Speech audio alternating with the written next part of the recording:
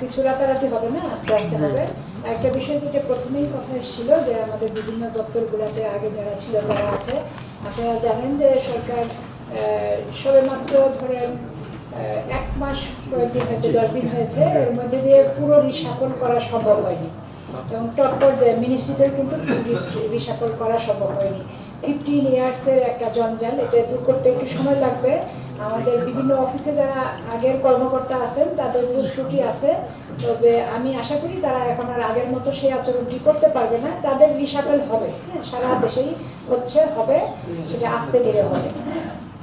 আর এখন আমরা প্রায়ই যেটা দেখতে পাই, যেটা আপনাদের সহযোগিতা দরকার, আমাদের ছোট ছোট বাচ্চারা স্কুলে, তারা স্কুল বা কলেজ পড়াশোনার টেবিলে তাদের ফিরে যাওয়া উচিত, কিন্তু তারা তাদের প্রতিষ্ঠানে কারো দুর্নীতির জন্য এখন তারা দেখা গেল যে তাকে অবরুদ্ধ করে রাখে, মিছিল মিটিং করে, রাস্তায় অবস্থান করে।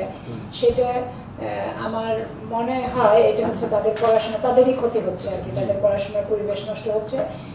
বিভিন্ন ধরনের অন্যায় অনিয়ম আছে, এগুলো যার বিরুদ্ধে অন্যায় অনিয়ম আছে সেগুলো আমাদের নজরে নিয়ে আসলে, আমাদের কাছে অভিযোগ জানালে লিখিতভাবে, সেটাই যেটা অফিসিয়াল প্রক্রিয়া, সেই প্রক্রিয়ার মাধ্যমে আমরা সেটা নিষ্পত্তি করব এবং সে দোষী সাব্যস্ত হলে তদন্ত করে তার বিরুদ্ধে যথাযথ ব্যবস্থা নেব।